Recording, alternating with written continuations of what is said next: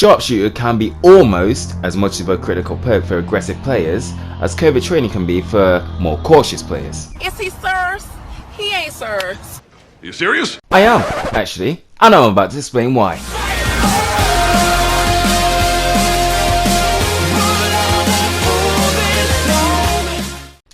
Okay, so before I get started, there's something that I have to clear up straight away. The title says a tea hot take because that's exactly what it is. It's an opinion. It's an opinion that's up for hopefully respectful debate in the comments. Just don't take this for me trying to stay a fact or anything, because as I already said, it's not. Now, other perks could get wrapped into this too, but in the interest of sticking to the script, so to speak, in this video, I'm only going to be focusing directly on these two perks. Obviously, if you're going to jump in the comment sections, you're free to talk about everything else, but I just want to focus on these two to keep things nice and simple.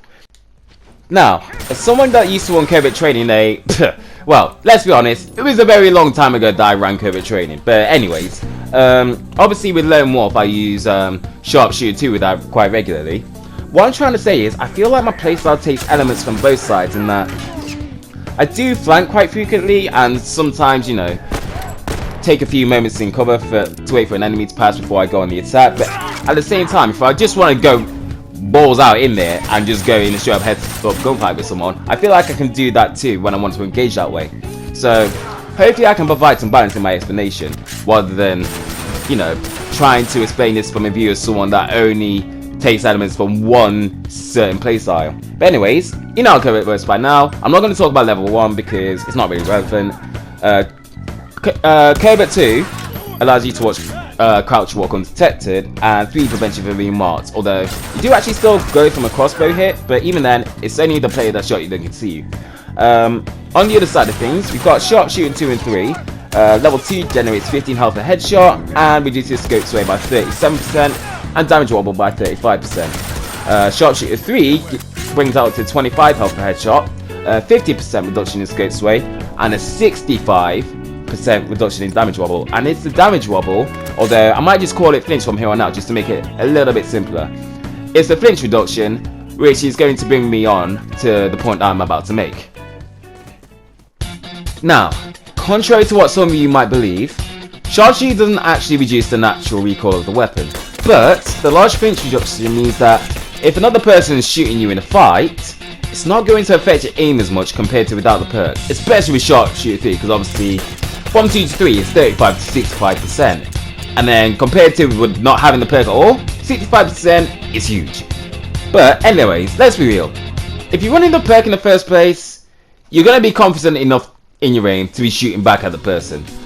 Couple that to the fact that you gain health back for headshots, and it could carry you through some fights that you wouldn't otherwise survive, such as this one. Now, this is from one of the most infamous videos on my channel. This is from Fuel by Rage 54, and close to the end, I've downed the guy already, and you'll see that I execute him with the headshot as well, so you get a little bit of health back. And as I fight off this shorty, I get to a point where I'm trying to get away, and I manage to escape with the tiniest level of health.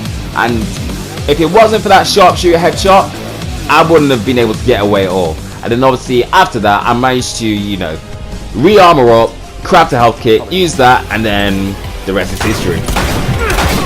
Yes sir, you know cunt! You hear that? You hear that?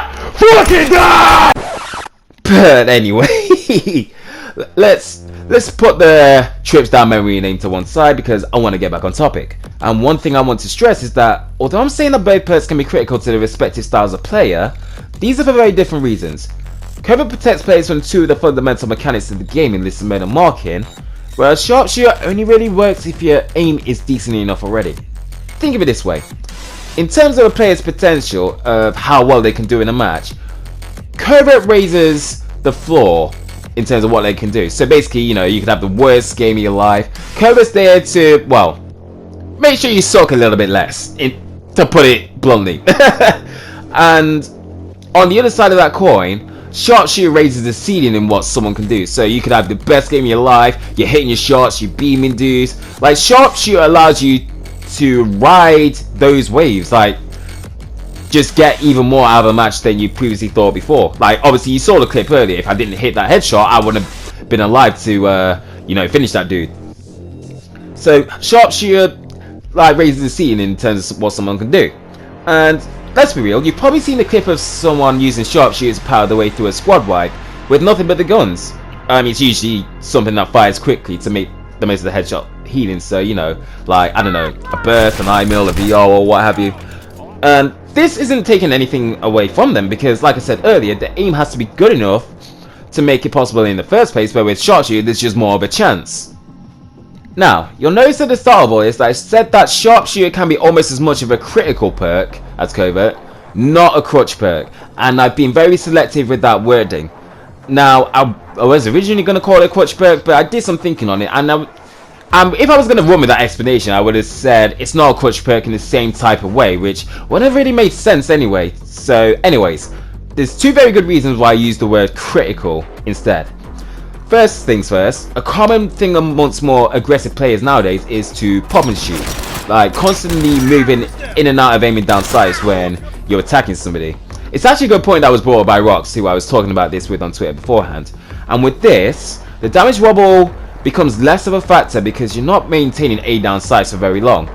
And it's only really an issue for weapons like the VR and full auto, where individual bullets have lower damage without the benefits of burst fire or the extremely high fire rate of the Spectre or AR. So if you want to kill someone with those weapons, like pop and shooting doesn't really make sense because you're not really making the most of the damage of those weapons. So you have to stay scoped in more, which obviously leaves you more prone to getting shot back by the person that you're fighting. I mean, personally, I've never really been a fan of that style and only use it when I'm up against someone else that plays that way, but that's just a personal thing. That's another story. Anyways, secondly, to be fair to the players that aren't that great in a gunfight, even some of the more skilled players use covert training, and I'm just going to be real with you. The TD community is a small one. You've all probably run into someone that couldn't separate from covert training if their life depended on it, even if they would probably still do okay in a match without it. But by comparison, sharpshooter doesn't break any of the fundamentals of the game, and it's only really used by people that are confident enough to utilize it properly. And this is the main reason why I call them critical perks instead of crutch perks, because although I do think covert falls into the crutch perk category as well, I don't think sharpshooter does. But like I said in the first place, I do think sharpshooter is a critical perk for obviously attacking players, because it's as synonymous with the burst rifle and 9mm loadout as covert training is with some form of shotgun, or silencer for that matter. And while I've touched on covert having its uses that can't go a game without it, sharpshooter does have its fair share of people that struggle to get away from it too, particularly burst and VR users. I mean, I am using that as an example because, not to forget, with sharpshooter you do have a reduction in scope sway as well, so it's nice to pair up with like a HR or a military. But if you ask someone in the TD community, sharpshooter, what's the first weapon that comes to mind? Most of them are going to say a burst rifle, let's be honest. But anyways, I want to end this by saying that this isn't an attack on either of the perks themselves. They represent two different ways to play the game, and although I've had well documented run-ins with covert users which have been interesting. Are you serious? Are you having a fucking... Oh my god! For me personally, it's always been more about the cockiness of the player than the actual perk itself. And besides, sharpshooter has its share of users that are also about it too. Anyways, I hope you all enjoyed a very different type of TD video today, and if you didn't, don't worry, normal service will be resumed soon. Now, stay classy people, and as always, I'll catch you later.